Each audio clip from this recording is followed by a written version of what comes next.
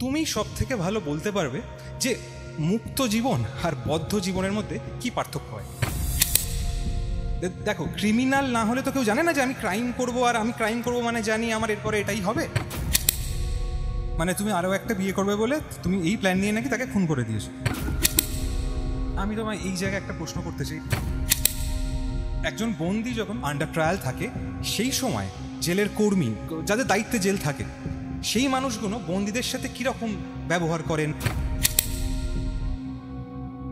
জেলের মধ্যে এরম কোনো প্রসেস বা কোনো অ্যাক্টিভিটিস হয়?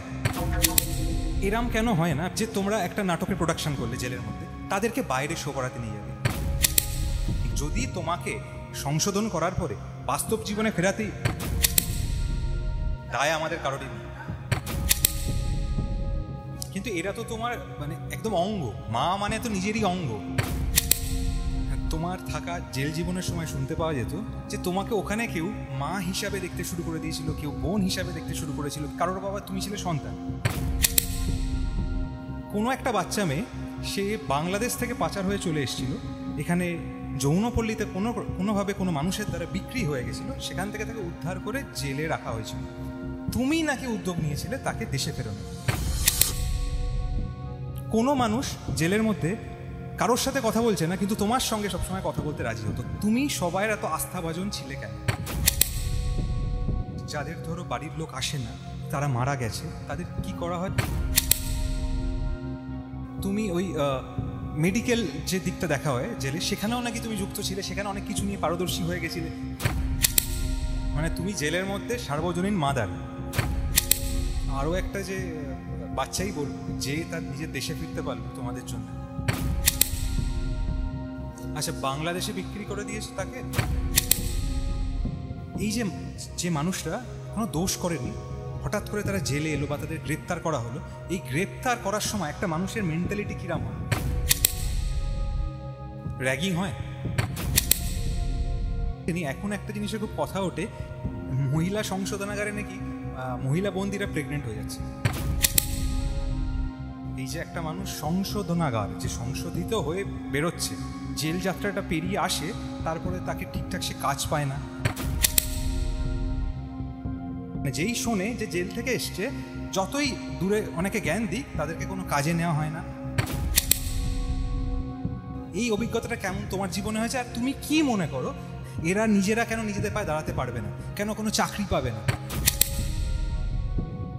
মানে সংশোধিত তারা হয়ে গেলেও মানে বাকি জীবন এনাদেরকে হেয় অপমান এই সহ্য করে কাটাতে হবে। ওই অভিযুক্ত আর দোষীর মধ্যে পার্থক্য আছে, যে অভিযুক্ত সে দোষী না।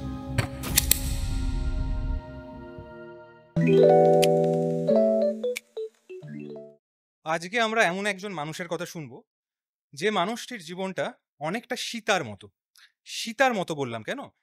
সীতাকে রামচন্দ্রের জন্য, তার স্বামীর জন্য 14 বছর বনবাস করতে হয়েছিল।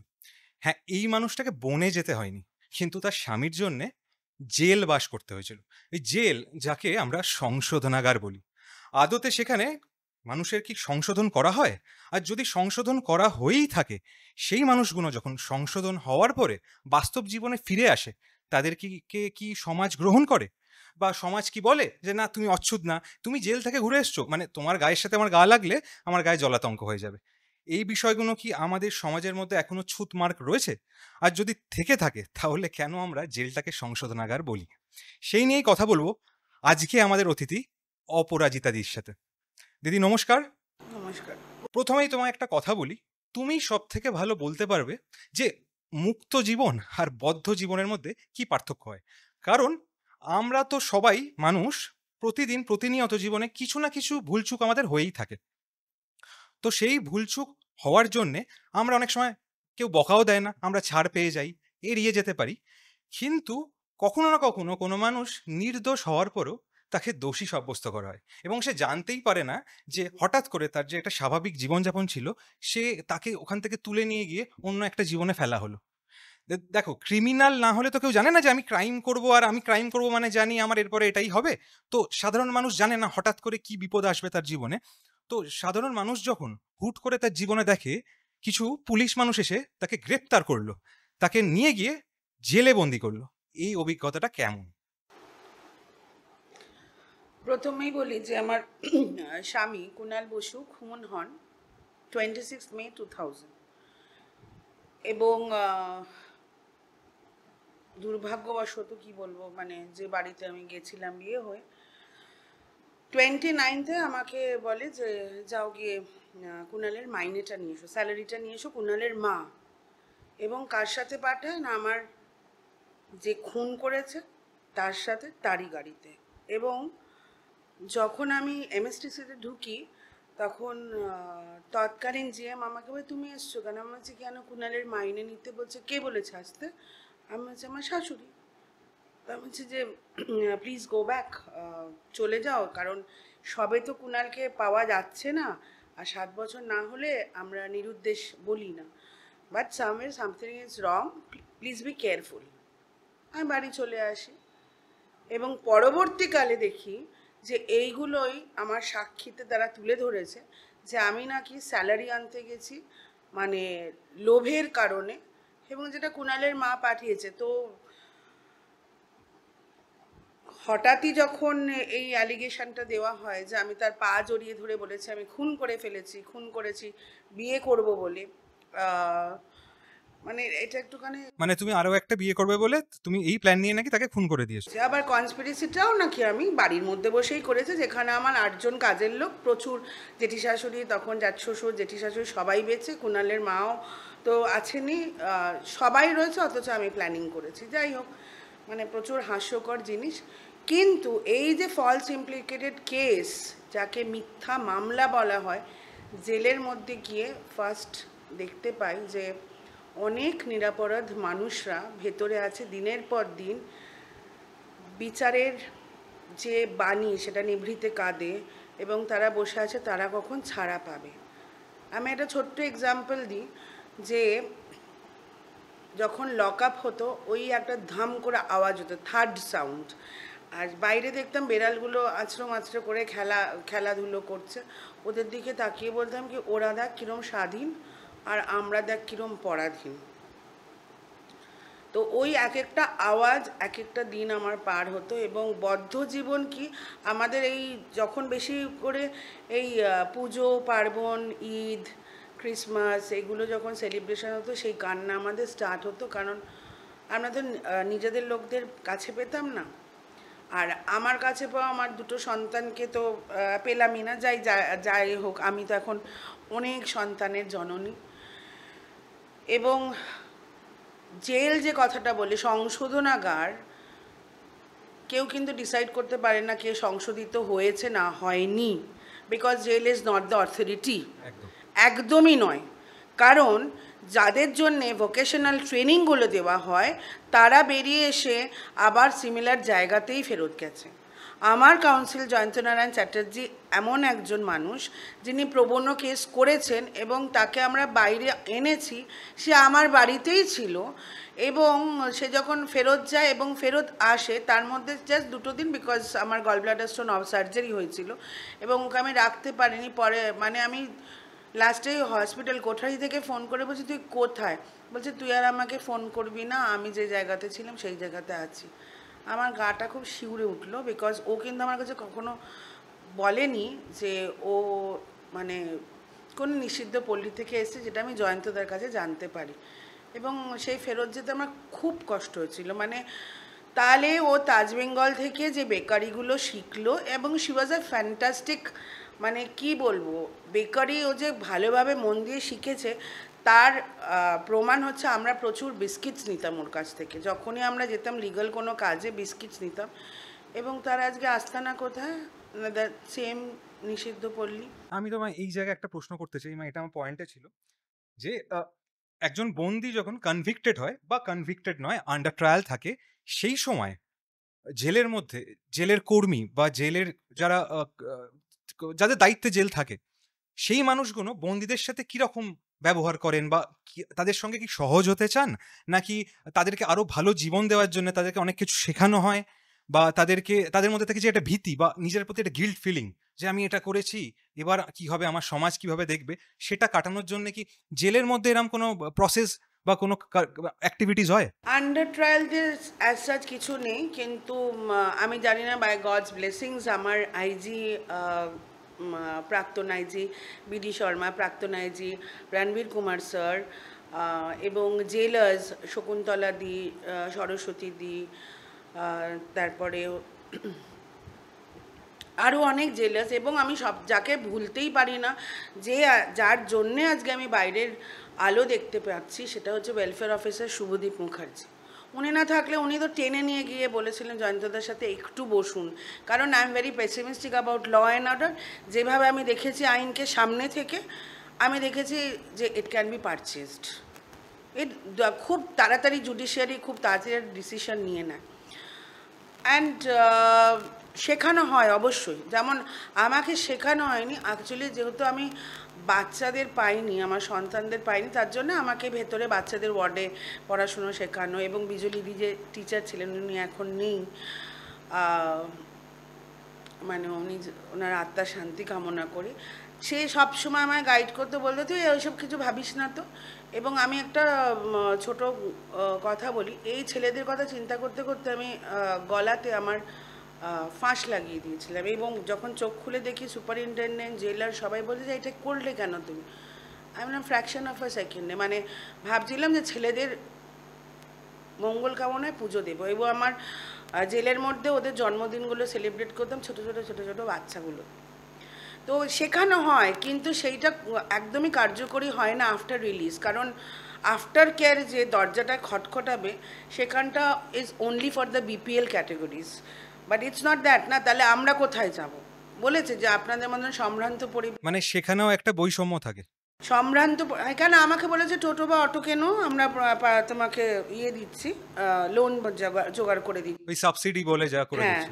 বিধবা ভাতা নাও, বাই, হ্যাঁ, এটা নাকি তাহলে এটা তো এক রকমের তির্যক মন্তব্য, মানে তাকে আরো ঠেস হ্যাঁ। দিচ্ছে। তারপরে কেউ বললেন যে তোমাকে শাড়ির ব্যবসা করার জন্য পয়সা দিচ্ছি, তাহলে আমার এডুকেশনাল কোয়ালিফিকেশানের ওই ডিগ্রিগুলোকে ছিঁড়ে ফেলে দিই, মানে আমার অ্যাক্টিভিজম ইজ নীল, আমার বোধহয় লাইফটা এটাই।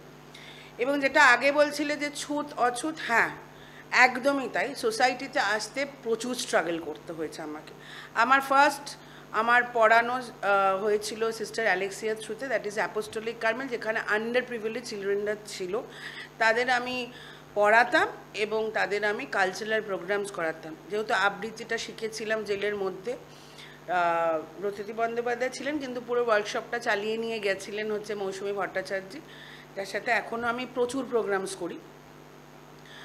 সেখানে কি নাটক হয়, বা ধরো তোমরা কোনো প্রোডাকশন করলে নাটকের, যেটা কোনো জায়গায় শো হয় জেলের মধ্যেই? জেলের মধ্যে প্রচুর নাটক করেছি, প্রচুর শোজ করেছি। এরম কেন হয় না, আমি তোমায় জিজ্ঞেস করছি, আমি জানি না হয় কি হয় না, যে তোমরা একটা নাটকের প্রোডাকশন করলে জেলের মধ্যে, তাদেরকে বাইরে শো করাতে নিয়ে যাবে, এইটা এখনো কেন মেন্টালিটি নেই? যদি তোমাকে সংশোধন করার পরে বাস্তব না, জীবনে আছে ফেরাতে। তো আমাদের বিডি শর্মা স্যার ফার্স্ট, যিনি কালচারাল থেরাপির ব্রেন চাইল্ড, উনি ফার্স্ট, আমরা শো করেছি তো রবীন্দ্র সদনে। আচ্ছা, তোমাদের বাইরে জগতের সাথে একটা একদমই, মেলবন্ধন। কিন্তু হ্যাঁ, ওখানে পুলিশ হাত ধরে বলেছিল না তুমি, আমার ছিল কত্থকের একটা মানে ডান্স পারফরমেন্স, আমি কত্থকের এটা দেখতে যাচ্ছিলাম, আমাকে বলছে আপনি ওখানে যাবেন না।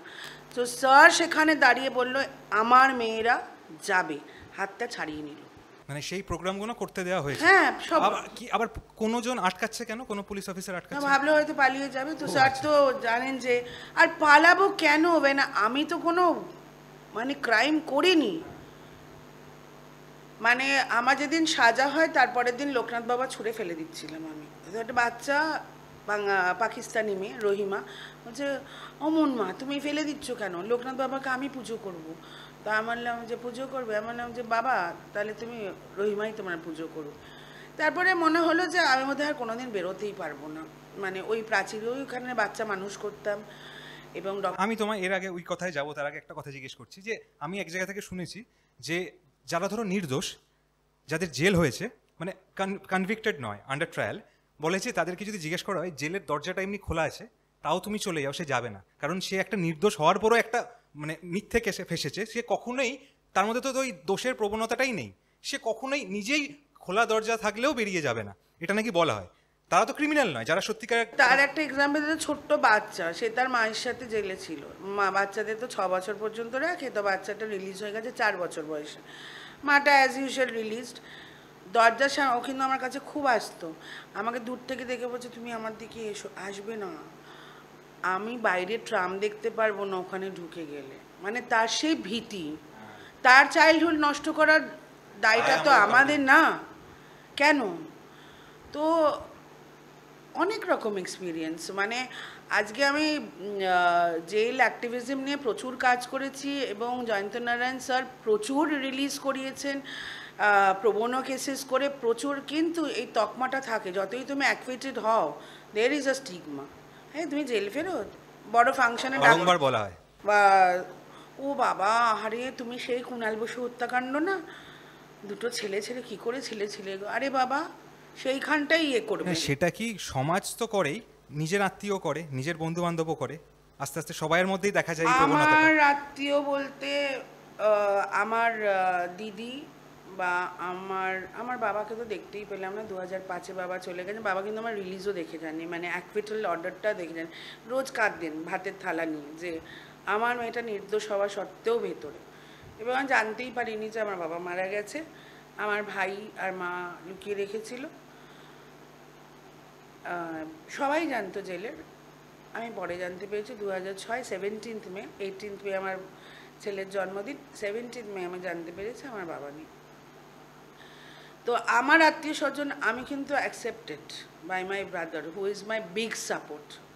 আমার ভাই সুদীপ্ত গাঙ্গুলি যদি আমায় সাপোর্ট না করতো, আমার মা যে আমার শক্তি আরতি গাঙ্গুলি, সে যদি সাপোর্ট না করতো, এবং আমার দিদিরা, আমার ভাইয়ের বউ সায়নী গাঙ্গুলি, এরা তো আছেই অ্যাকসেপ্টেন্স। কিন্তু এরা তো তোমার মানে একদম অঙ্গ, মা মানে তো নিজেরই অঙ্গ, হ্যাঁ ভাই মানে কিন্তু তো অনেক নিজেরই। মারা অ্যাকসেপ্ট করে না, অনেক বাড়ি থেকে বিতাড়িত সন্তানের দ্বারা, আমি সন্তানদের দ্বারা বিতাড়িত কারণ আমার পয়সা নেই, আর একজন রিলিজ করে সে এখন রাস্তায় ভিক্ষে করে, তো what about the jail reforms? কিছুই তো করে না, কিচ্ছু করে না। এই যে বলে দিল একটা টোটো কেনার জন্যে বা অটো কেনার জন্যে দিয়েছে, ও চিক্স অ্যান্ড পিগলেটস, তা কোথায়, আমি কলকাতার বুকে আমি চিক্স অ্যান্ড পিগলেটস কোথায় রেয়ার আপ করবো? তাহলে আমি বলছি একটা ফার্ম হাউস দেবেন। একটা কথা নাকি, হ্যাঁ, তোমার থাকা জেল জীবনের সময় শুনতে পাওয়া যেত যে তোমাকে ওখানে কেউ মা হিসাবে দেখতে শুরু করে দিয়েছিল, কেউ বোন হিসাবে দেখতে শুরু করেছিল, কেউ দিদি, কারোর বাবা তুমি ছিলে সন্তান। তারও কয়েকটা উদাহরণ আমি যতটুকু জানি, যে কোনো একটা বাচ্চা মেয়ে, সে বাংলাদেশ থেকে পাচার হয়ে চলে এসেছিল, চলে আসার পরে সে এখানে যৌনপল্লীতে কোনোভাবে কোনো মানুষের দ্বারা বিক্রি হয়ে গেছিল, সেখান থেকে তাকে উদ্ধার করে জেলে রাখা হয়েছিল, আর সেটা ছিল তুমি যে যে জেলটায় ছিলে সেই জেলে। তুমি নাকি উদ্যোগ নিয়েছিলে তাকে দেশে ফেরানোর, কি করে আমায় জানিও একবার। আর আরও একটা বিষয় সঙ্গে সঙ্গে বলছি, যে এরম অনেক কিছুতেই হতো যে কোনো মানুষ জেলের মধ্যে কারোর সাথে কথা বলছে না, কিন্তু তোমার সঙ্গে সবসময় কথা বলতে রাজি হতো, তোমার কথা শুনতে রাজি হতো, এইগুলো কেন? তুমি সবাইয়ের এত আস্থাভাজন ছিলে কেন? এটা জানি না, তবে সত্যি কথা বলছি যে আমার কথা বলতে ভালো লাগে, এবং আমি একটা উদাহরণস্বরূপ বলি যে একটা মেন্টালি চ্যালেঞ্জ পারসন, তার নাম নাইবা বললাম, সে নেই, এবং সে বধূ হত্যাকাণ্ডে এসছিল ট্রান্সফার ফ্রম বর্ধমান জেল, এবং প্রথম এসেই মানে বিচ্ছিরি রকম গালাগাল, তো জেলার বলছে এই দেখো কিরম গালাগাল, বলছে স্যার ছাড়ুন। তো প্যাসিফাই করতে কি লাগে, একটু ভালোবাসা, ওর গায়ে যে কেউ হাত দেবে এটাও ভাবতে পারে না, সে আমায় বলছে এই তুই জানিস না আমার নাম যিশুর মা, আমি যিশুর মা বলে প্রণাম করবি। প্রথম দিনকে প্রচণ্ড অ্যারোগেন্ট এবং মানে মারতে উঠেছিল, পরের দিনকে সেই মানুষটা, তাদের একটা ডায়েট ছিল, দুটো মাছের পিস নিয়ে বাটিতে করে রেখে দিয়েছিল, আমি গিয়ে বলছি কেমন আছো তুমি, বলছি এদিকে আয় তুই আজকে একটু ভালো করে ভাত খাবি। আমি বলছি ভাত খাবো, দেখি ওই হিন্ডেলিয়াম, আমাদের তো হিন্ডেলিয়ামের বাসন করে দেওয়া হতো, সেই বাসনটা করে দুটো মাছের পিস আমাকে বলছে এটা খাবি, আমি তুমি এটা খাও। তো সেই ভালোবাসাটা সাংঘাতিক, সবার রেডিও ভেঙেছে, আমার রেডিও ভাঙেনি, নিজে গান গাইতো এবং আমার বাড়ি থেকে খাবার দিত, ও বাইরে বসে ঠিক বুঝতে পারতো যে এটা আমার বাড়ির বিস্কিট, ওখানটা গিয়ে বলতো ওর বাড়ির থেকে ওর ভাই যে বিস্কিটটা দিয়েছে ওটা আমাকে দে। এবং যেদিন মারা গেল জানি না, হয়তো আমার ছেলেরাও তাই করবে, মারা গেলে হয়তো বুঝতে পারবে মা বলে কেউ কিছু আছে, ছিল।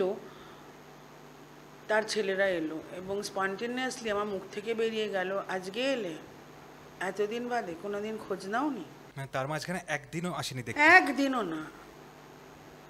মাটা সেমিজ পরা, সেমিজ পরে আবার নাচ করতো, নাচ করে দেখাতো। আমার এরকম বহু ঘটনা আছে, বহু ঘটনা। মানে একটা ঘটনা ছিল যে সেই 1.5 বছরের মেয়েটা রোজ বিস্কিট নিতে আসতো আমার হসপিটাল ওয়ার্ডে। তার গলাতে গেল মটর আটকে, তার মার দোষে। ডক্টর বললো, তোমার ইয়েটা শক্ত তো, মানে তোমার স্ট্রেংথ আছে তো, সব কিছু সহ্য করে? আমি বলছি, না স্যার, বাচ্চার হলে কিছু নেই। বলছি, এটা ধরো। বাচ্চাটা মারা গেছে। তার মাকে কীভাবে ইয়ে করেছে। এবার তাকে সাথে সাথে আমি কি করব, একটা কনভিক্ট শাড়ির মধ্যে জড়িয়ে টেবিলের তলায় রেখেছি। ওর মা কিন্তু আমার ফলো করছে।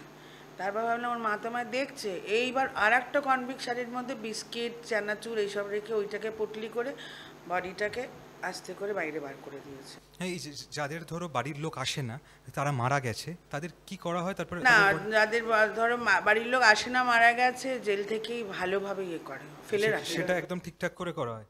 আচ্ছা, আর তুমি যে এই যে কথার মাঝখানে বললে একটা, যে আমি এটা জানতাম যে তুমি ওই মেডিকেল যে দিকটা দেখা হয় জেলে, সেখানেও নাকি তুমি যুক্ত ছিলে, সেখানে অনেক কিছু নিয়ে পারদর্শী হয়ে গেছিলে, ট্রিটমেন্ট জানতে। ট্রিটমেন্ট আমি ডক্টর একে রয় আমাকে শিখিয়েছে। মানে প্রথম এক্সপিরিয়েন্স হচ্ছে, প্রচণ্ড কেঁদেছিলাম। একটা বাংলাদেশের বাচ্চা ডেলিভারি হয়ে গেছে এবং ও বসে আছে, ওই দেখে আমি এখানে কাজ করতে পারবো না, প্রচণ্ড কান্না করে কেঁদেছিলাম। তারপরে ডক্টর একে রায় বলে, এর পরেরটাই তুমি করবে। এবং বিশ্বাস করবে না, পরেরটা ডক্টর দিকে রয়ের আমি করেছিলাম। এবং আমি বাচ্চা দেখলেই খুব উৎফুল্ল হয়ে যেতাম, স্যাভলন জলে চুবিয়ে মার কাছে দিতাম, দিয়ে ওই বাচ্চাটা আমার খাতে ট্রান্সফার, ওইটাকে নিয়ে শুয়ে থাকতাম। তো এরম আমার অগুন্তি বাচ্চা হয়েছে তাদের মায়েদের, এবং তাদের দেখাশোনার ভার ছিল বোধহয়, ভগবান বোধহয় বলেছিল তুই নে। এবার ও কোলে করে নিয়ে যেতাম, গিয়ে ভাইকে বলতাম, এই ভাই দেখ, এই না বেবি হয়েছে, দে না দুটো জামা কিনে। আমার ভাই জামা এবং তার সাথে তার আনুষঙ্গিক খাবার দাবার দিতে। এইভাবে আমি কিন্তু 7টা বাচ্চা মানুষ করেছি। এখন মানে তুমি জেলের মধ্যে সার্বজনীন মাদার। বাচ্চা ভালো লাগতো। আমাকে সুপারিনটেনডেন্ট সুদীপ্ত চক্রবর্তী বলেছিলেন, সারাক্ষণ বাচ্চা কেন আপনার কোলে? মানে আমার ভালো লাগে, খাওয়াচ্ছি আর কেস টেবিল করাচ্ছি, মানে লোকের নাম নথিপত্র নিতে হয়, খাওয়াচ্ছি কোলের মধ্যে। আবার তারা এসে বলতে, এমন মানে ধি হবে, ধি? আমি বললাম কেন? ধি খেয়ে ভাত দিয়ে তারপরে আমি তোজ যাব, মানে ওর মায়ের সাথেও কোর্ট যাবে, ও ঘি খাবে, ঘি খেয়ে ভাত দিয়ে খাবে। আবার তার মানে ভালোবাসা স্বরূপ তার যখন বাবা আসতো ইন্টারভিউতে, হঠাৎ দেখছি সম্রাট দৌড়ে দৌড়ে দৌড়ে দৌড়ে আসছে। আমি বললাম, কী হলো? তখন বলছে, একটা বিট করে প্যাকেট এনেছি, এরা তা দিয়ে খাবে তুমি। মানে এইটা ভালোবাসা। আর একজন তো আমার জিনিসপত্র কাউকে হাতই দিত না, সে এখন মাধ্যমিক দেবে। এই এই বাচ্চাদের যারা ওখানে থাকতো মায়ের সাথে, তাদের ওখানে পড়াশোনা বা ওই হ্যাঁ, আপ টু 6 বছর। তারপরে এরা সবাই হোমে যায়, নয়তো এবং যতদিন আমি ওয়েলফেয়ার অফিসারের রাইটার ছিলাম, আমি কখনো হোমে পাঠাতাম না, বিকজ আমি হোমে পাঠাতে চাইনি। এরা সবাই মিশনে গেছে। আচ্ছা, বাড়ির লোক কেউ নিত না? মা আছে ধরো, যে অন্যদিকে বাবা বা অন্য কেউ? না, অনেকের বাবা রিফিউজ করে দিয়েছে। অনেকে যেহেতু জেল খাটছে, তার স্ত্রী, তাদের বাবা অ্যাকসেপ্ট করবে না, এটা তো হয়ই। আজকে আমার সন্তানদের মাথায় একদম ঢুকিয়ে দিয়েছে মজ্জাগত যে আমি কুণাল বোসকে হত্যা করেছি। ওরা জাজমেন্ট কপি পড়েও দেখেছে, কিন্তু তারপরেও তারা এ হয়নি, তাতে আমার কোনো কিছু এসে যায় না। মানে ওরা মনের মধ্যে তোমার শত্রু হিসেবে ভেবে না, নিয়েছে? শত্রু হিসেবে ভাবুক, খুব ভালো কথা, কিন্তু আই ডোন্ট কেয়ার। আমি জানি আমি কি করেছি। মানে স্বাভাবিক একটা তো কথা আছে যে বিপদের সময় যারা পাশে থাকলো না, তারা যতই নিজের মানুষ হোক, তারা নিজের মানুষ নয়। না, তখন অবশ্য আমার ছেলেগুলো বড্ড ছোট, 3 বছর আর 3.5 বছর আর 5 বছর। ইনজেক্ট করতে খুব সুবিধে ছিল, তখন হোম কাউন্সেলিং ছিল। ডিআইজি ডিকে ধর সিস্টার অ্যালেক্সিয়ালিকে পাঠিয়েছিলেন আমার বাড়িতে, মানে শ্বশুর বাড়িতে, বলেছিল যে একদমই ঢুকবে না। তার মধ্যে একটু ফাঁকে আমার ছেলেদের দেখে নিয়েছে। এইবার এইখানে একটা কথা বলি, নজিরবিহীন ঘটনা। আমি যখন পুলিশ লকআপে ছিলাম, প্রণতি হাজরা বলে যে সেকেন্ড অফিসার ছিলেন, উনি যেতেন শুধু আমার বাচ্চাগুলোকে দেখে আমায় খবর দেবে বলে। লাস্টে বলেছিল যে আমি না যেতে পারছি না। তারা বলতো, ওই যে সাদা গাড়িটা করে গেল, মা তো আর ফিরে এলো না, ওইটাই জানতো। তো আমি কোনো কারণে একটা জিনিস বুঝতে পারছি না, যে ধরো এই যে বাচ্চা যারা মায়ের সাথে থাকতো ওখানে, এই যে তাদেরকে 6 বছর হয়ে গেলে হোমে পাঠিয়ে দেওয়া বা তুমি বললে মিশনে পাঠিয়ে দেওয়া, তাদের খরচাটা কি গভর্নমেন্ট থেকে দেয়। এটা প্রিজনার্স না, প্রিজনার্স থেকে বিনা পয়সায় হয় এগুলো। আচ্ছা আচ্ছা। কিন্তু খুব ভালো মানুষ হয়। একজন আছে, তার নাম জগন্নাথ, সে এখন মানে ভীষণ ভালো কাজ শিখেছে, রহরা রামকৃষ্ণ মিশন থেকে পাশ করেছে, ক্লাস 12 দিয়ে সে হি ইজ এস্টাবলিশড। ওকে তো ওরা জোর করে দিয়েছিলাম। ওরা কি ওর মায়ের সাথে আবার দেখা হ্যাঁ। করতে আসতে পারে জেলে তখন, তারপরে যে না, মারা যায়।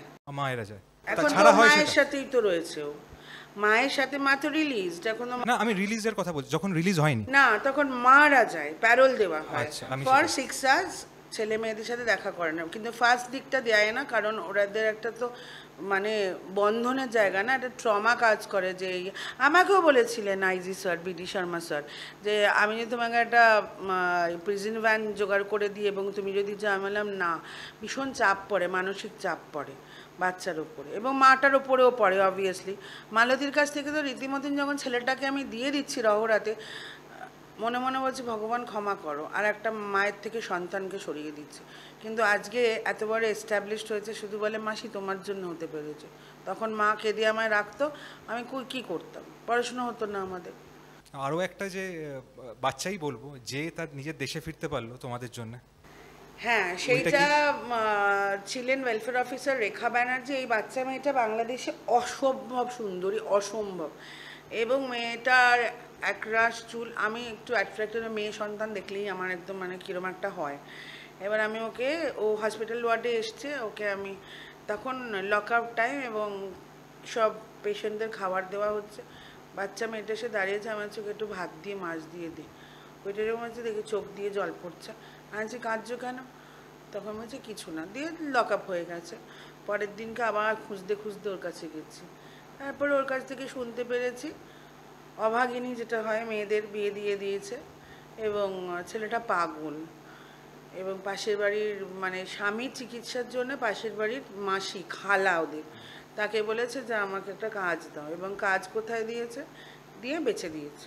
সেখান থেকে আর একজন যে পায়রা খাওয়াতে উঠতো, সে রেস্কিউ করে, পুলিশ আচ্ছা, বাংলাদেশে বিক্রি করে দিয়েছে তাকে? বাংলাদেশ থেকে এখানে বসিরহাটে অবধি নিয়ে এসে বিক্রি করে দিয়েছে, তোমাকে কাজ দেবো কাজ দেবো করে। অসম্ভব সুন্দরী, খুব মিষ্টি মেয়েটা। এবং মানে যে জায়গাতে থাকতো তার পাশে পায়রা খেতে দিত, তার কাছেও রোজ কাঁদতো, মানে এখান থেকে কান্নাও শুনতে পেত।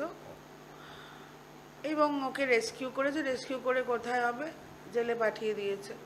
এবার যখন গল্পটা বলেছে, আমার যে বাংলাদেশে অ্যাড্রেস বলতে পারবে তুমি? আমাদের সিস্টেম ছিল ইনল্যান্ড লেটার, মানে পোস্ট কার্ড ছিল জেলের, ওয়েলফেয়ার অফিসারের কাছে চাইলেই দেওয়া হতো। হ্যাঁ, তুমি এটা লেখো, দিয়ে তুমি এটা পাঠাও। তো রেখা ব্যানার্জি ওয়েলফেয়ার অফিসার খুব হেল্প করেছিলেন, এবং পাঠানোর পরে 2 মাস বাদে দেখছি ইন্টারভিউ লেটার, ইন্টারভিউ চিঠি হয় না, মানে নাম ডাকে লোক যখন বাড়ির থেকে আসে, ওর নাম ডাকছে। আমি বলছি এই তোমার না কেউ এসছে। এবার ও আমার সাথে ইন্টারভিউতে গেছে, আসে বাবা তো 4টে আপেল নিয়ে এসছে, হাও মা বলছে এটা আমার মা, এই মা আমায় বলেছি। ও যখন চলে গেল তখন আবার একটা শূন্যতা গ্রাস করলো, কিন্তু তাও ভাবলাম তার বাবা মার কোলে গেছে। এবং এরম করে করে আমাকে না জেলে অনেক অত্যাচার করেছে, সব বাচ্চাদের দায়িত্ব আমার কাছে ছিল, সে তুমি বাচ্চাগুলো দেখো। আমি একটা মেন্টালি চ্যালেঞ্জ তার বাচ্চাকে দেখেছি, এবং তার বাচ্চাকে দেখেছি সে মেন্টালি চ্যালেঞ্জ না, তাদের বোধহয় প্রথা জলে ডোবাতে হয়, ডুবিয়ে মানে স্নান করিয়ে পরিষ্কার করাতে হয় সামথিং। আমাকে হচ্ছে গেল গেল গেল গেল গেল, আমি বলছি কী গেল, তখন বলছে কি ওই রায়মণি বাচ্চা ডোবাচ্ছিল। এবার রায়মণিকে বললো যে ওর নিশ্চয়ই মাথা খারাপ হয়ে গেছে বাচ্চা ডেলিভারি হওয়ার পরে। আমি বললাম তাই? এবার সেই বাচ্চাটার নাম দিলাম বৈশাখী, কাজল মাজল পরাতাম, দুধের বোতল জোগাড় করলাম, জেলার থেকেই দিল, বললো কি অত্যাচার তুমি করো, বললাম ওকে দিতে হবে। এবার ও যখন চলে গেল আমার ধুম জ্বর, মানে এই যে সন্তান না পাওয়ার আক্ষেপগুলো ওদের দিয়ে মেটাতাম, তারা তো অন্য কারো সন্তান, তারা তো নিয়ে যাবেই, এটা তো আমার ভাবাটাই অন্যায়, কিন্তু তাও করেছি। আর কোনো কারণে তোমার কি মনে হয় যে এই যে যে মানুষরা কোনো দোষ করেনি, এই বা তারা খুব অল্প বয়সী, হঠাৎ করে তারা জেলে এলো বা তাদের গ্রেপ্তার করা হলো, এই গ্রেপ্তার করার সময় একটা মানুষের মেন্টালিটি কি ট্রমা থাকে। আমারই হয়েছে। আমি মানে ফার্স্টেই গাড়িতে উঠি, আমাকে বলেছে আপনি কেন খুনটা করলেন? আমি বললাম কাকে? তখন আচ্ছা, মানে থানা অবধিও নিয়ে যায়নি? না, রাস্তাতে। আচ্ছা। কিন্তু the officers were very good. আমি জানি না, ভগবানের আশীর্বাদ সবসময় আমার সাথে আছে। এবং তুমি কি পুলিশ লকআপে ছিলে নাকি ডাইরেক্ট কাস্টাডি, মানে জুডিশিয়াল লকআপ? 5 দিন ছিলাম পুলিশ কাস্টাডিতে। কেউ অসভ্যতামি করেনি, কেউ না। এবং তখন না পুলিশ লকআপ মানে লকআপ ছিল না। আমি কিন্তু র্যান্ডামলি বড়োবাবু, মেজোবাবু, সেজোবাবু, যাই বাবু হোক, তাদের সাথেই থাকতাম এবং প্রণতিও আসতো আমাকে দেখতে। ছিলাম আমি। খাওয়া দাওয়া ওখানে যে কদিন পুলিশ লকআপে ছিলে, যে কদিন খাওয়া দাওয়া ওরা একটা ভাত ডাল তরকারি দিত, আমার খুব গন্ধ লাগতো, তার জন্যে শুকনো খাবার প্রণতি আনতো। এবং যেদিন আমার জেসি হয়, জেল কাস্টাডি হয়, সেদিন মনে হলো বোধহয় ওর নিকটতম লোক বোধহয় জেলে যাচ্ছে, এত খাবার দিয়েছিল। কারণ তারপরের দিন আমার 164 ছিল, তো সেটারও একটা বীভৎস গল্প। যেই জেলে ঢুকলাম সবাই তো হুড়মুড় হুড়মুড় করে এলো এবং এসে ফার্স্টে অনেকগুলো কথা বললাম। আমি তখন কয়েকজনকে দেখে বলছি, তোমরা তোমাদের কি হয়েছে, তোমরা কবে থেকে এখানে চাকরি করছো? বলছে আমরাও তোমার মতো। না, ঢোকার পরেই, এটা হস্টেলের মধ্যে ঢোকার পরেই কি হয়, মানে জেলে তুমি ঢুকছো, ঢুকে এইটা হচ্ছে এই কেসটারে চলে এসছে, মানে সাথে সাথে সাথে সাথে ট্রান্সমিটারের মতন কথা। তোমার অনেক ঘরে যেতে হয় কি? মানে না পর না, পর? একটা ঘরের থেকে তোমার বার্থমার্ক, নাম নেবে আর ওয়ারেন্ট দেখে করে। এবারে আমার 164 আগামীকাল আছে ধরো, তখন সেই অনুযায়ী তোমাকে ডাকবে। আমায় নিয়ে গিয়ে লকআপ, 164-এ লকআপ দিয়েছে। তুমি কোথায় থাকবে, কি হয়, মানে একা থাকবে নাকি অনেক? একা থাকবো। কদিন? একদিন। 164 হয়ে গেলে তারপরে দিয়ে। এবার সে তো সাংঘাতিক মশার উপদ্রব, তার মধ্যে তখন ফ্যান নেই।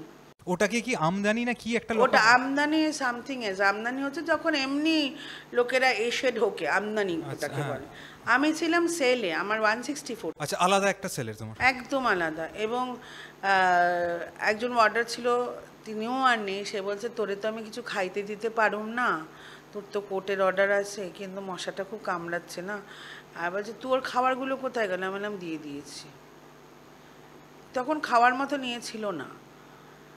এবং মানে অসম্ভব মশার কামড়। সকালবেলা 6টা হতেই যেই খুলেছে আমি দৌড়ে গিয়ে ওই কনভিক্ট দিদিদের কাছে চলে গিয়ে বলছে একটুখানি শুয়ে থাক, তোকে লকআপে যেতে হবে। এই লকআপে বলছি, তোকে কোর্টে যেতে হবে। এবং কোর্টের ভাত আমি প্রথম শুনলাম যে কোর্টে যাওয়ার আগে তোমাকে ভাত খেয়ে যেতে হবে, তুমি খেতে ইচ্ছে করুক চাই না করুক। আচ্ছা, ওই জেলেরই ভাত? আচ্ছা, জেলেরই ভাত, ওটাকে বলে কোর্টের ভাত। কোর্ট যারা যাবে সেই কোর্টের ভাত তোমার মুখে দিয়ে যেতে হবে। মানে ভাত মানে তুমি অন্য কোনো খাবার খেতে পারবে না, মানে না, কিছু ওই খাবার ভাতটা খাও, আচ্ছা। ওই ভাতটা তোমায় খেতে হবে। এবার অনেকের ইনহিবিশনস আছে, ওই ভাতটা না খেলে নাকি রিলিজও হয় না, মানে অনেক হ্যাঁ, মানে ওই ছুদ মার্ক আছে কোন, যদি রিলিজ হয়ে যায়। তো সেই কোর্টের ভাতের ঘটনাটাও মানে সেই অকথ্য ভাষার গালাগাল শুনতে হলো, যেহেতু ভাতটা আমি নিইনি। সেটা কে দিল গালাগাল? কোনো আর একটা আচ্ছা। ইনমেটই দিল। ওগুলো র্যাগিং হয়? র্যাগিং হয় না, মানে কি বলতো, অনেকের তো লোকজন আসে না, এবং প্রচুর খাবার দাবার যার বাড়ি থেকে আসে তাকে তারা নেওয়ার চেষ্টা করে যে সে আমার কাছে থাকুক, তাহলে সে দুটো খেতে পারবে। সেটা মারধর করে হয় না তো? হ্যাঁ, যে কেড়ে করে নেবো, দে, না তোমায় না দিতেই হবে। না না, এগুলো হয় না। এইগুলো যে বলেছে আর ছেলেদের ওয়ার্ডে কি হয় আমি জানি না, তবে মেয়েদের মধ্যে হয় না এইসব। আর তোমাদের ওয়াশরুম হাইজেনিক এইগুলো একটু প্রবলেমেটিক তো? ওয়াশরুমের কথাটা ঠিক আছে, কিন্তু যেরমভাবে আছে ওটাও আবার একটা mental torture for the inmates. কেননা হাফ বডি তোমার দেখতে পাবে। হ্যাঁ, সেটা। এই এই এই নিয়মটা তো আমরা তো সবাই ধরো অ্যাডাল্ট বা এইটা তো মানে। আর বাইরে বাথরুম আছে, সেগুলো প্রচণ্ড নোংরা থাকে। এখন কি আছে আমি জানি না। ক্লিন তো ওরম হয় না। আর তোমরা যদি কোথাও সেটাকে নিয়ে কমপ্লেন করো, সেটাকে ঠিক হতেও তো অনেক টাইম লেগে না, যায়। ঠিক হতে তো টাইম লাগে না। বলে যে তোমরা দাঁড়িয়ে থেকে করাও, কনভিক্টদের দিয়ে তো করায় না, তোমরা দাঁড়িয়ে থেকে করাও। কিন্তু ওইখানে দাঁড়ানোটাই বিভৎস একটা। আর কনভিক্টেড আর যারা আন্ডার ট্রায়াল, তাদের যদি কখনো মুখোমুখি হয়ে যায়, অনেক সময় হয় না, যারা বলে যে খুব তারা কনভিক্ট যারা, তারা একটু আগ্রাসী হয়, আর যারা আন্ডার ট্রায়াল তারা তো জানেই না জেলের নিয়ম অতটা। হয় একদমই নয়, এটা খুব ভুল বার্তা। আচ্ছা, আন্ডার ট্রায়ালের মধ্যে হ্যাবিচুয়াল অফেন্ডার প্রচুর আসে, মানে যারা অফেন্স করেছে আগেও, তারাও পরবর্তীকালে এসছে, হয়তো তারা জেল সম্পর্কে জানে এবং তাদের একটা বন্ধুত্বর সম্পর্ক গড়ে উইথ দ্য কনভিক্টস। কিন্তু ওরা তো এটাও জানে যে যে কে প্রথমবার আসছে, তার অত অভিজ্ঞতা নেই, তাকে একটু না, তাদেরও কিছু করে না, জিজ্ঞাসা করে। মানে তারা, দেখো, আমাদেরও তো আমিও যখন গেছি আমার গা মেপে শুতে দিত, মানে তোমার বডির মেজারমেন্ট এটা, তুমি এইটুকুন পড়ছো। সেটা জায়গা থাকলেও নাকি জায়গার অভাবেই? 45 জন আমরা একসাথে শুতাম, তার মধ্যে বাচ্চা হেন তেন, তার মধ্যে টয়লেট। তাহলে ভাবো, তখন ডুম আলো জ্বলতো একটা 25 পাওয়ার আর একটা পাখা। তার মানে আমি জানতাম যতটা সেলের মধ্যে, যেটা পার্সোনাল সেল, তার মধ্যেও তো সঙ্গে অ্যাটাচ বাথরুম। এমনি তোমাদের অনেক একসঙ্গে অনেকে থাকো, সেখানেও অ্যাটাচ বাথরুম। এখন আবার যেটা নতুন হয়েছে, এখনকার বাথরুমগুলোর মান একটুখানি বেটার এবং টাইলস ফাইলস বসানো, হয়তো ওটা দেয় তোমাকে যে মানে তুমি ভালোভাবে থাকছো, খাচ্ছো, দেখছো, এইটাই। সেটা সবার জন্য তো হয় না। না, সবার জন্যই, কিন্তু এবার হাইজিনটা ম্যাটার করে ম্যান টু ম্যান এবং পার্সন টু পার্সন। হ্যাঁ, যেখানে 45 জন থাকছো এক ওটা ঘরে, প্রেসিডেন্সির কথা। হ্যাঁ এক ঘরেই থাকছো, সেখানে তো ঘরের মধ্যেই ঘরের মধ্যে বাথরুম হলে একটা, তার উপর পুরো ঢাকা নয়। না, তখন ওইটা ঢাকা, একটা আচ্ছা, দরজা, ওটা কভার তো। নাম্বার 1 ছিল। আচ্ছা, তার স্মেল বা এইসব তো আর ঘরে আসার অতটা। course. আচ্ছা, তাহলে সেটাও তো একটা হাইজেনিকের ব্যাপারে প্রবলেমেটিক। তো সেটা কারোর যেটা মান্থলি হয় ওখানেই ফেলে দিয়ে চলে আসছে, কিছু বলার নেই, গালাগাল দেব, অশ্রাব্য। ওটা ক্লিন করার দায়িত্ব কাদের? তোমাদেরই তো, যারা না, ওই সময় ওটা থাকতে। ওখানে আসতো, সুইপার আসতো, সেটা কি আলাদা স্টাফ, মানে ওটা আলাদা স্টাফ। কিন্তু এই বাথরুমগুলো ক্লিন করার দায়িত্ব আমাদের। আমিও তো নিজে হাত দিয়ে ঢুকিয়ে পরিষ্কার করেছি বাথরুম। জলের অভাব শোনা যায় খুব, আছে ওরকম কিছু? জলের অভাব আমাদের বেলা তো ছিল না, মানে 2013 ওদের দেখিনি, যখনই অর্ডার দিয়ে বলেছে একটু পাম্প চালিয়ে দাও, এই বলতে এই পাম্প চালিয়ে দাও, এই বলবে। তো জল ছিল, খাবারের জলের একটুখানি সেটা আমরা লাইন দিয়ে নিতাম। তোমার সময় একটা জিনিসের কথা ওঠেনি, এখন একটা জিনিসের খুব কথা ওঠে। মহিলা সংশোধনাগারে নাকি মহিলা বন্দীরা প্রেগনেন্ট হয়ে যাচ্ছে, এখন ওঠে। আমি তোমাদের সময়টা তো ওঠে। একদম বাজে কথা এটা, একদম ভেহিমেন্টলি আমি ওটা অপোজ করব। জেলের মধ্যে যে মেয়েরা আছে তারা অনেক সেফ দেন দ্য আদার্স। আজকে বলতে নেই যে ঘটনাটা ঘটলো অভয়ার, বারংবার ঘটে যাচ্ছে, ঠিক আছে? জেলের মধ্যে একটা মেয়ের পেছনে দেওয়া হয় হচ্ছে গিয়ে 4টে করে গার্ড, ঠিক আছে? আর মহিলা জেলে কি করে প্রেগনেন্ট হবে? সেটাই এরা বলছে, আর অবাক হয়ে না, মহিলা জেলে কোথা থেকে প্রেগনেন্ট হবে? আইদার প্রেগনেন্ট হয়ে তারা আসে, মানে ধরো তাদের ওয়ারেন্ট, মানে ধরো তারা থানায় এসছে প্রেগনেন্ট অবস্থাতে এবং তারা ধরা পড়েছে, তারা বাচ্চা যারা ক্যারিই করেছে, আর ধরো প্যারোলে গিয়ে কেউ বাচ্চা, অবভিয়াসলি হ্যাঁ স্বামী স্ত্রী তো হবেই, সেখান থেকে হয়েছে। এই ঘটনাটা যিনি বলেছেন বা যিনি মানে একদম অ্যাবসার্ড। আমি তো জানি না কখনো, মানে কোনোদিনই আমি দেখিনি, 2000 থেকে 2013 পর্যন্ত কোনো মহিলাকে আমি দেখলাম না এটা। হ্যাঁ, তোমাদের সময় না। এখন যেটা আরেকটা কথা বলছে, এইগুলো ওরা ইনক্লুড করছে, যে বলছে যে অনেকে প্যারোলে বাইরে বেরোয়নি, অনেকের নাকি স্বাভাবিক সবাই আসবে, মানে লক আপ হচ্ছে 5:30 লক আপের কিজ থাকে জেলারের কাছে, জেলার পরে সুপারিনটেন্ডেন্ট, তারপরে কেউ লক আপ করার সাহস আছে কারোর? সেটা উত্তর দিতে পারছে না, কিন্তু এটা না, বলছে তার উত্তর দিতে হবে, জাস্টিফাইড উত্তরটা দিক এবং দেখাক না, রিপোর্ট আছে এবং সেই মেয়েদের এরকম করে একটা মাইকে এমনিতেই জেলে থাকা মানে স্টিগমেটাইজেশনের একটা শিকার, তার মধ্যে আরও স্টিগমেটাইজ করে দিচ্ছে এবং অনেক মানে অর্থোডক্স পরিবারের লোকরা আছে যারা তারপরে অ্যাকসেপ্ট করতে চাইবে না। তারা কি তাই সেটাই চাইছেন? তাহলে আফটার কেয়ারটা একটু কাজ করুক, তাদেরও শেল্টার দিক। এবার অনেকে এই যুক্তিটা দিয়েছিল, তুমি যেটা বলেছো, যে তারা হয়তো বাইরে থেকে কোনো কারণে প্রেগনেন্ট হয়েছেন, তাই জেলে আসার পরে জানতে পারা গেছে। ধরো সে মার্ডার করেছে বা ধরো সে কোনো কিছু একটা কেসের মধ্যে রয়েছে এবং সে তো প্রেগনেন্ট ছিলই, তো নিশ্চয়ই সে টার্মিনেট করে ঢুকবে না, সে বাচ্চা নেই, আমার সামনেই তো বাচ্চা হয়েছে। না, কিন্তু অনেকে বলছে যেটা, যে জেলে আসার সময় একটা মেডিকেল টেস্ট করা হয়, সেখানে ধরা পড়বে না কেন তাহলে, যদি আগে? অফকোর্স, প্রথমেই তো জেলে আগে মেডিকেল চেক আপ করা হয় এবং যদি প্রেগনেন্সি থাকে তার সাথে সাথে চিত্তরঞ্জনের কার্ড করে দেওয়া হয়। এই মিথ্যে কথাটা যে বলছে সে কনফ্রন্ট করুক না আমাদের, এত বড় মিথ্যে কথাটা যেন সে না বলে। জাস্ট মিডিয়া হাইলাইট হওয়ার জন্য এত বড় মিথ্যে কথাটা বলে একটা মহিলাকে এইভাবে স্টিগমাটাইজ না করাই উচিত। তুমিও শুনতে পাও যে বিভিন্ন ক্ষেত্রে বলা হয় এই যে একটা মানুষ সংশোধনাগার, যে সংশোধিত হয়ে বেরোচ্ছে, তার একটা সুস্থ জীবন প্রাপ্য, সে সমাজের সাথে মিশতে পারবে, সে বাকিদের মতো কাজ করতে পারবে। কিন্তু এইগুলো বলা হলেও সে যখন এই জেল যাত্রাটা পেরিয়ে আসে, তারপরে তাকে ঠিকঠাক সে কাজ পায় না, তার কোনো জায়গায় তার কোনো প্ল্যাটফর্ম থাকে না। যেই শোনে যে জেল থেকে এসছে, যতই দূরে অনেকে জ্ঞান দিক, তাদেরকে কোনো কাজে নেওয়া হয় না, আস্তে করে কি কোনো না কোনো বাহানা দিয়ে এড়িয়ে যাওয়া হয়। এই অভিজ্ঞতাটা কেমন তোমার জীবনে হয়েছে, আর তুমি কি মনে করো যে আদতে কীরকম হওয়া উচিত যে এতগুলো মানুষ জেল থেকে বেরিয়ে বঞ্চিত হচ্ছে? প্রথম কথা বলি যে আমারও একটা স্ট্রাগলিং পিরিয়ড ছিল, মানে এসেই কোনো কাজ পাইনি। সিস্টার অ্যালেক্সিয়া প্রথমে ওনার স্কুলে পড়ানোর সুযোগটা দেন, যার সাথে দীর্ঘদিন আমি জেলের মধ্যে বিভিন্ন অ্যাঙ্কারিং প্রোগ্রামস এগুলো করেছি অ্যাপোস্টলিক কার্মেলের সাথে। তারপরে বিরাট একটা মানে জায়গা বলতে পারো, বা যে মানুষটি আমাকে মানে সমাজের বুকে দাঁড় করিয়েছে, সেটা হচ্ছে জয়ন্তনারায়ণ চ্যাটার্জি। হিউম্যান রাইটস ল নেটওয়ার্কে ফার্স্ট উনি আমাকে বলেন যে একটা জায়গাতে আপনার চাকরির কথা আমি বলেছি, একটু দেখুন ইন্টারভিউ দিয়ে। এবং সেইখানকার অ্যাকসেপ্টেন্স কিন্তু খুব ভালো। টিসের মতন জায়গাতে আমি লেকচার ডেলিভার করেছি, এবং I am thankful to doctor Colin Gonsalves, one of the senior advocates of supreme court, Saheba Menai, ক্রান্তি, এবং আমার আশেপাশের সমস্ত লয়ার্সদের। এটা গেল তো আমার পার্ট, বিকজ ভগবান আবার আছেন, যেখানে জয়ন্তদার মতন একজন মানুষকে আমি পেয়েছি। কিন্তু এখন দেখছি যে রিসেন্টলি কিছুজনকে রিলিজ করার পরে তাদের কিন্তু কোনো কাজ নেই। কাজ নেই মানে দিতে চায় না বেসিক্যালি।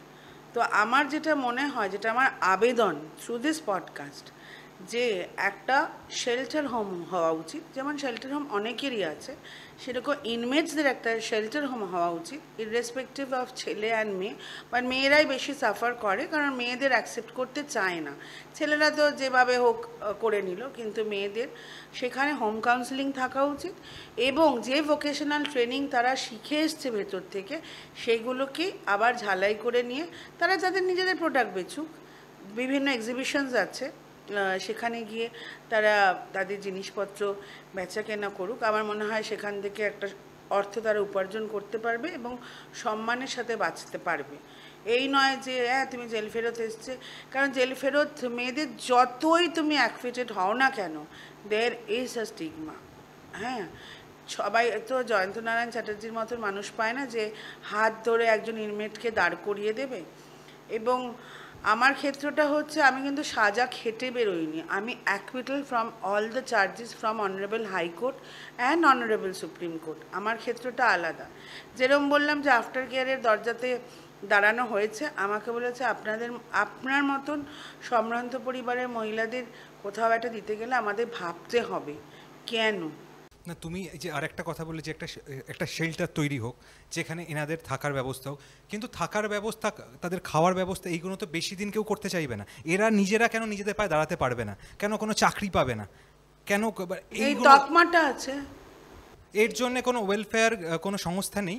এই তো আফটার কেয়ার প্রিজন আছে, তারা চেষ্টা করে এবং চেষ্টা করছে, সেটা হচ্ছে বিপিএল ক্যাটেগরিতে, যারা অর্থনৈতিকভাবে অনেকটা ডাউন, এবং কি বলবো যে মানে সো কল্ড,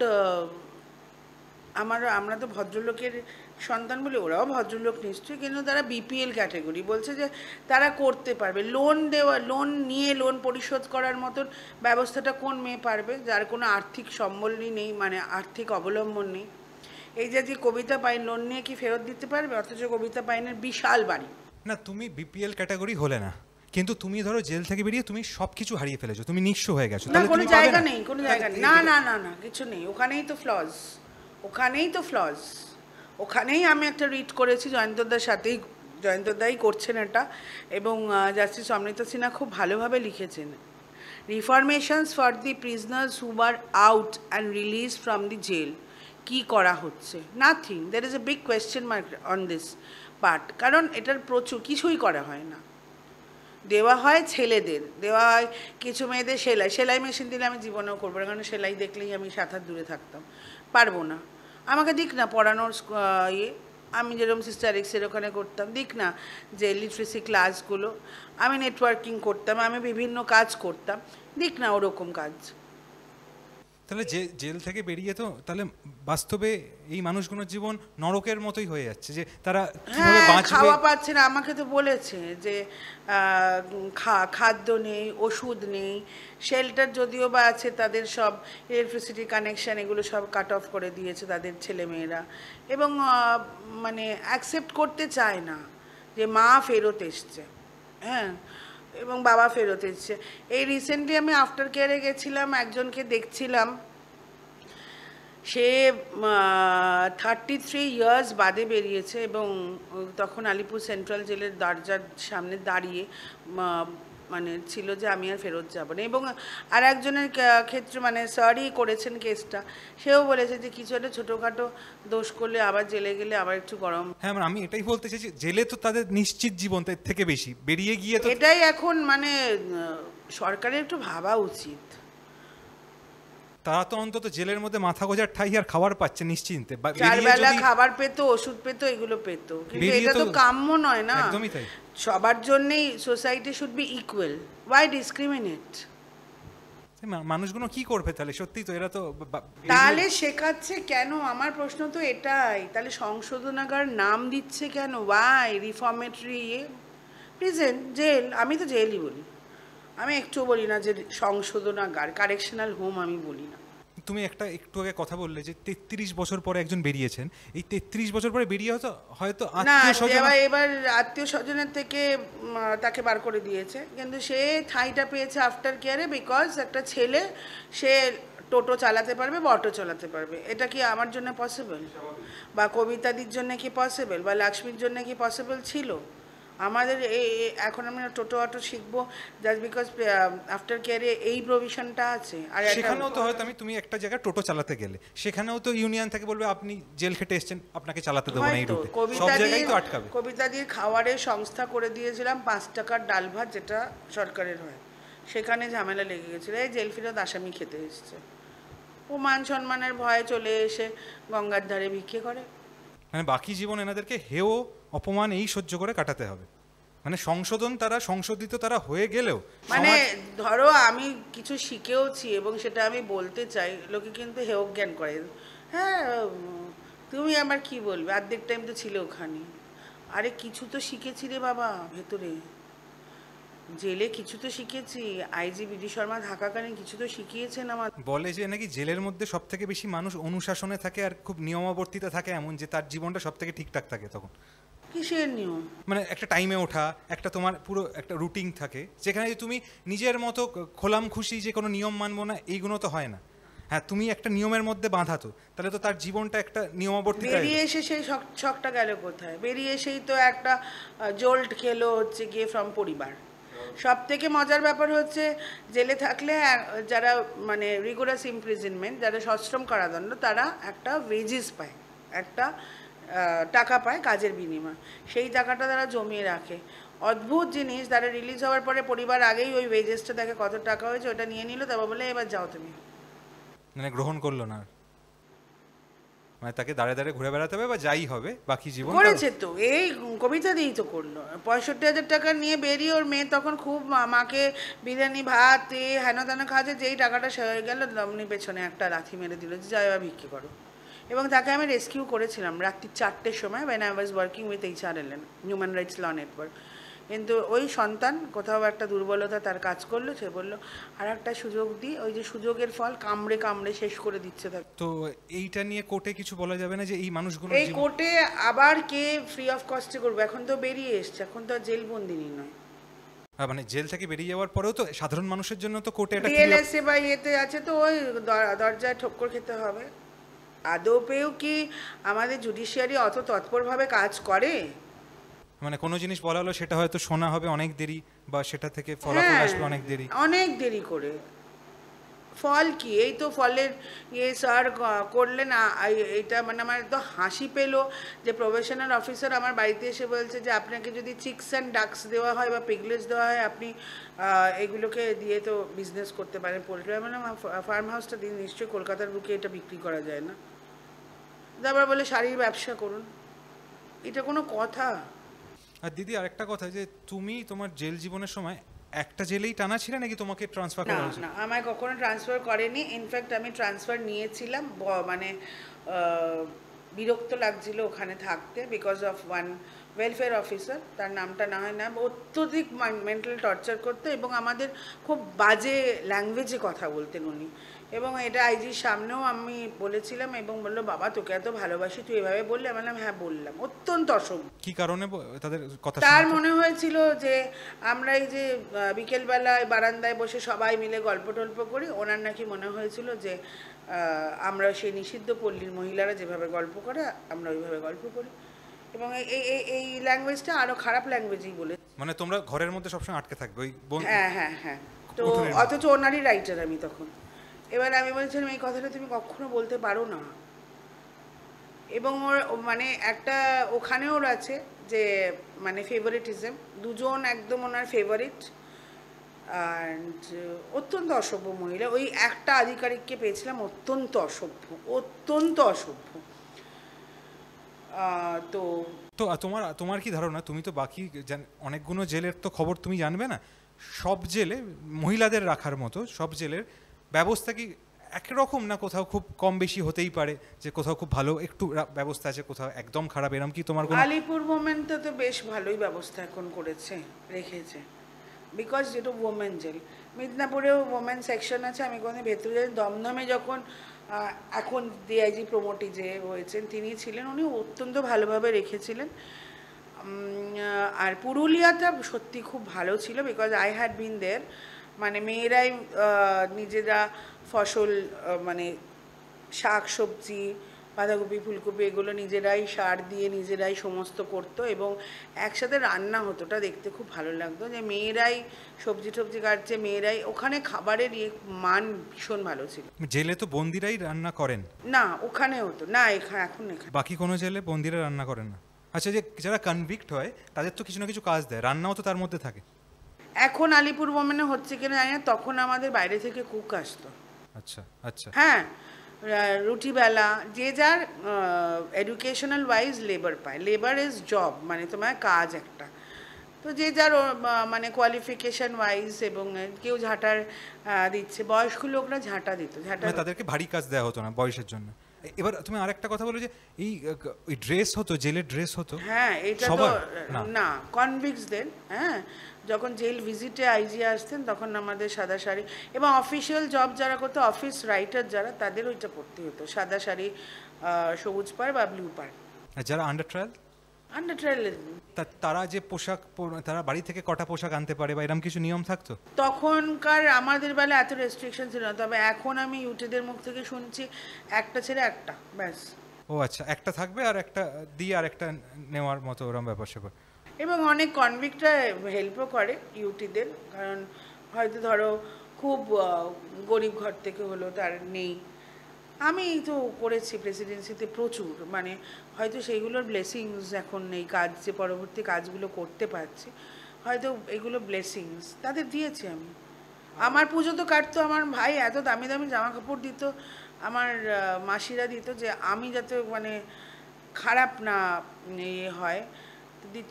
আমি তো সেই কাপড় জামাগুলো মেয়েদের মধ্যে দিয়ে দিতাম, এই তোরা পর। আমি পরতাম না পুজো। আর পুজোর সময় তোমাদের ওখানে দুর্গা পুজো বা এইগুলো কিভাবে হতো, মানে কি আর হতো? আমার বেলা ছিল মূর্তি পুজো হয়নি, আমার বেলা ফটোতে পুজো হয়েছে। 4 দিনই খুব ভালো খাবার দাবার দেওয়া হতো। এবং তখন ছিল ইয়ে, ওই যে সিডি প্লেয়ারগুলো, ওই দিয়ে সিনেমা দেখা যেত। সিনেমাটা আমরা ওর জন্য এক্সট্রা খাওয়া দাওয়া ওই কদিন অন্যরকম খাওয়া দাওয়া? ও একদম অন্যরকম খাওয়া দাওয়া। ষষ্ঠী থেকে লুচি, বোঁদে, ছোলার ডাল এসব খাওয়ানো হতো, আর দশমী পর্যন্ত। এখন কি মূর্তি আনা হয় জানো? এখন তো শুনেছি মূর্তি এনে পুজো হয়, আমাদের বেলা হতো না। অ্যান্ড এখন সব পুজোই হয় এবং খুবই উচ্চমানের খাওয়া দাওয়া দেওয়া হয় 4টে দিন। তবে যতই উচ্চমানের খাবার দিক, আর jail is jail, confinement is itself a punishment.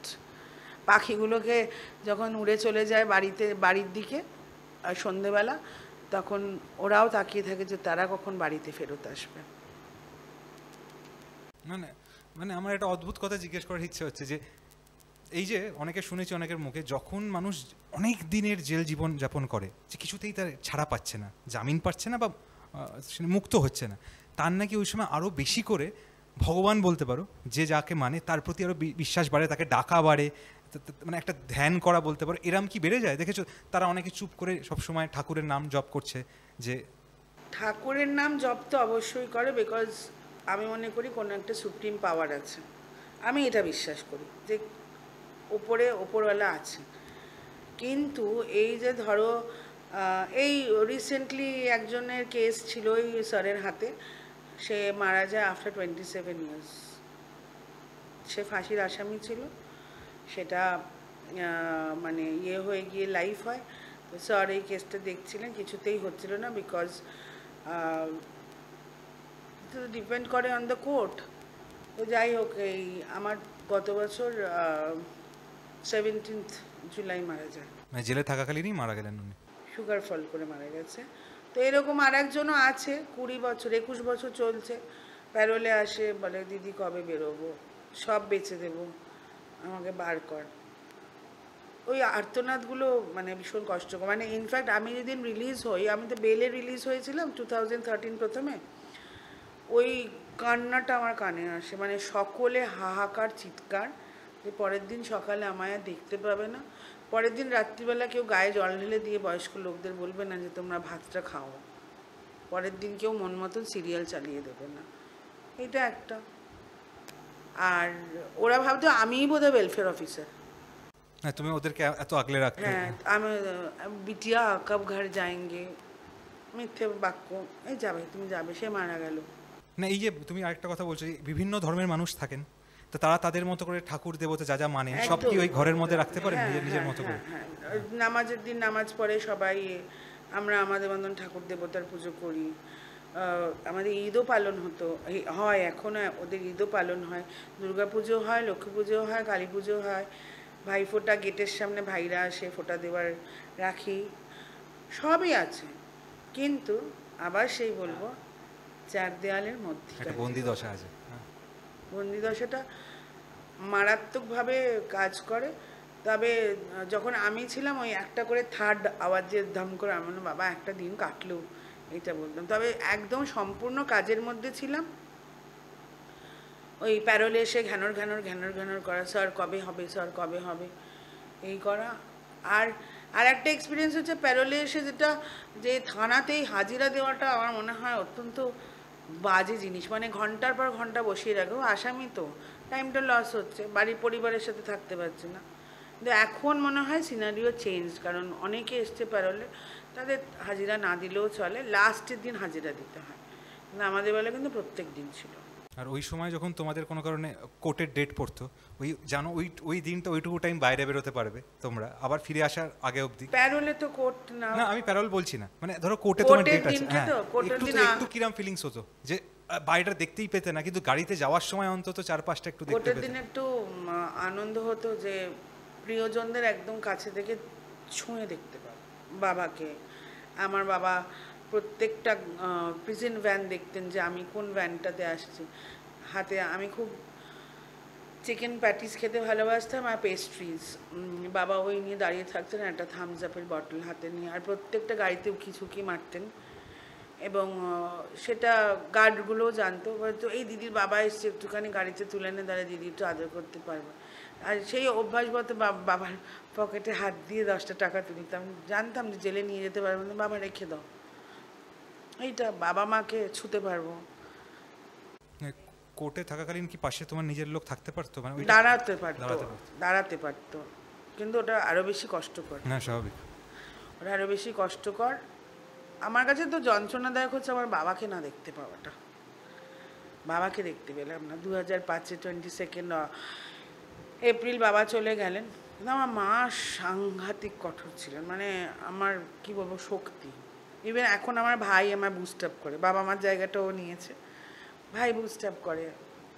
সবার শেষে একটা কথাই দিয়ে শেষ করব যে তুমি কি বলতে চাও, কারণ তুমি তো একটা মানুষ যে এরম জেল জীবনে একটা তো সংগ্রাম যুদ্ধ করলে এতদিনের, আজকে যারা বন্দি হয়ে আছে, যারা কোনো দোষ করেনি, হয়তো তাদের টাইম লাগবে অনেক মুক্ত হতে, কারণ তাদের বিচার হতে টাইম লাগছে। এই ওই সময়ের লড়াইটা সেই মানুষগুলোর কিভাবে করা উচিত, আর সেই দিনগুলো কি করে কাটে, আর যখন মুক্ত হবে ওই দিনগুলো কি বারবার কুড়ে কুড়ে খায়? মুক্ত হওয়ার পরে কুড়ে কুড়ে খায় না, আচমকা ঘুমের মধ্যে মনে হয় এই বোধহয় 6টা বেজে গেল, ঘুম দেরি হয়ে গেল উঠতে, উঠে দেখলাম যে না এর তো আমি তো বাড়িতে। মুক্ত হওয়ার পরে যেটা আমি আগেও বলেছি যে রিফরমেশনটা খুব দরকার, সমাজকে বুঝতে হবে এবং সরকারকে বুঝতে হবে যে after care for the inmates ওটাও ওদের রাইট। কে দোষ করেছে ভুল করেছে আমার জানার দরকার নেই, কিন্তু একটা ছাদের তলায় তাদের একটা আশ্রয় দেওয়া উচিত, 4 বেলা খাবার দেওয়া উচিত, তাদের স্বাবলম্বী করা উচিত। কারণ আমার সবশেষে মনে হয় যে একটা মানুষের ইকোনমিক ইন্ডিপেন্ডেন্সটা খুব দরকার to compete with this world. আর সবাই কিন্তু জয়ন্তদার মতন মানুষকে পায়নি পাশে, আমি পেয়েছি। সবাই কিন্তু সুদীপ্ত গাঙ্গুলি আমার ভাইয়ের মতন ভাইকে পায়নি, আমি পেয়েছি। সবাই কিন্তু আমার পরিবারের মতন পরিবার পায়নি। অনেকে তো মানেই না বলছে, অনেকে মানে না তো, তাকাই না। এই মানে বিশ্বাস করবে না, রাত্রিবেলা হঠাৎ করে মনে করি যে একটু ফোনটা করি তো, যে কি খাচ্ছে। আমি না তোমার বাড়িতে এই দিন যাবো, তুমি থাকবে? আমি বললাম যে তুমি রবিবার দেখে এসো, বলে একটু মাছ ভাত খাবো। তোমারই ওই সময় একসাথে তোমরা ছিলে ওই হ্যাঁ। সময়। কিন্তু তুমি তুমি এই কথাটার মাঝখানে একটা কথা বলো, এই যে তুমি বেরিয়ে আসার পরে বা যে কোনো মানুষের ওই ভয়টা কাজ করে, এরকম অকারণে আমাকে আবার কেউ ধরতে পারে না, মানে আমার এই ভীতিটা কাজ করে না, কারণ আমি তো কিছু করিনি। হ্যাঁ, এইটা হয়তো কাজ করবে যারা সত্যিকারের ক্রাইম করে এসছে, এটা ছেলে বা মেয়ে উভয় পক্ষেই বলছি। হ্যাঁ, তবে ওই বাঁকা দৃষ্টিতে তাকানোটা আছে পাড়াতে পাড়াতে। আমাকেই তো বলেছে তোকে তো ওই রেড কার্পেট দিয়ে ওয়েলকাম জানানো উচিত, মানে এটা ব্যঙ্গ করা, জেল খেটে এসছিস। এইটা কিন্তু বোঝে না যে জেল খাটার অ্যাকুইটালের ডিফারেন্সটা, তোমার যে তকমাটা পুরো মুছে গেছে এইটা কিন্তু বোঝে না। ওই অভিযুক্ত আর দোষীর মধ্যে পার্থক্য আছে, যে অভিযুক্ত সে দোষী না। ও তুমি তো জেল খেটে এসছো, ঠিক এরকম ল্যাঙ্গুয়েজটা বলে। কিন্তু আবার দেখো সব প্রোগ্রামে তো আমাদের ডাকেও না, তার সাথে হয়তো খুবই হৃদ্যতা বেশি আমার, কিন্তু মানে কোনো একটা বিশাল বড় প্রোগ্রামে কিন্তু ডাকে না, যে পাছে তার প্রোগ্রামটা নষ্ট হয়ে যাক আমার কারণে, যতই আমি অ্যাকুইটেড হই।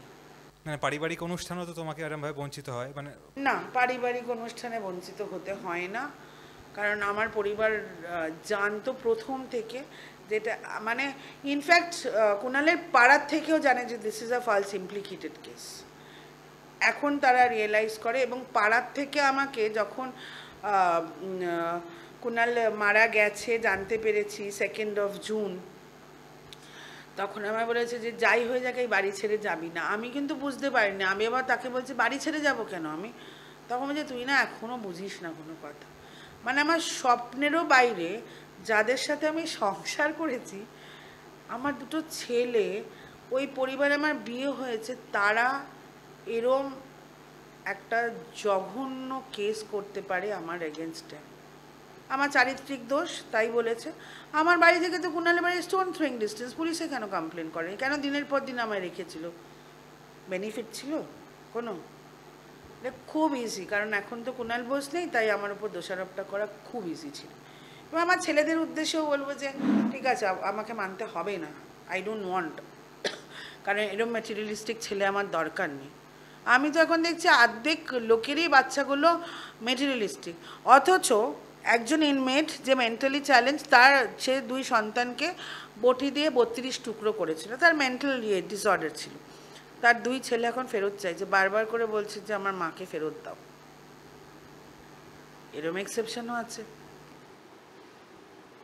তার মানে একটা জিনিসই বোঝা গেল, যাই হয়ে যাক লড়াই ছেড়ে যেতে নেই, জীবনযুদ্ধের যে লড়াই সেই লড়াই করে যেতে হয়। আমরা হয়তো অনেক বিভিন্ন সময় ঘাত প্রতিঘাত আসবে, কিন্তু আমাদেরই একা সেই লড়াইটা করতে হবে, কেউ থাকুক পাশে আর না থাকুক, না হলে আমাদের হয়ে বলার কেউ নেই। আমি আছি প্রিজনারদের জন্য বলার জন্য, বা একদম গলা ফাটিয়ে বলে যাব, যেখানে যেখানে নিয়ে যাবে। শুধু প্রিজনার বলে না, সমগ্র আন্ডার প্রিভিলেজদের জন্য, যাদের জন্য আমি কাজ করি, সমস্ত আন্ডার প্রিভিলেজদের জন্য। প্রিজনটা এই কারণে বললাম, বিকজ এটা আমার একটা অধ্যায়, যেখানে তুমি বললে বনবাসে গেছিল সীতা, আমি গেছিলাম জেলবাসে। অসংখ্য ধন্যবাদ দিদি, এই সবকটা অভিজ্ঞতা আমাদের সাথে ভাগ করে নেওয়ার জন্যে। তো একটা জিনিস বুঝতে পারলেন, ভুল চুক আমরা সবাই জীবনে করি, তাই সংশোধন হওয়ার যে সুযোগ সেটা সবার পাওয়া উচিত। তাই আপনি মুখে বলছেন যে এই মানুষটা সংশোধন বা সংশোধিত হয়ে গেছে, তো ভালোই হয়ে গেছে আশা করি, কিন্তু আপনি মন থেকে মানছেন না। এই ছুতমার্গগুলো কাটিয়ে ফেলবেন, কারণ কি আমরা প্রত্যেক মানুষই পারফেক্ট নই, প্রত্যেকের মানুষের মধ্যেই কিছু না কিছু ঠিক বা ভুল থাকে। তো হাতের পাঁচটা আঙুল যেমন এক নয়, তাই মানুষের মানসিকতাও এক নয়। তো আমরা কি করে পাশের মানুষটাকে একসাথে নিয়ে চলতে পারি, সেই দিকেই আমাদের লক্ষ্য রাখা উচিত। তাই মানুষ মানুষের জন্য পডকাস্টে মানুষ কি করে মানুষের পাশে থাকবে, সেই অঙ্গীকারই যেন আমরা করি। সবাই ভালো থাকবেন।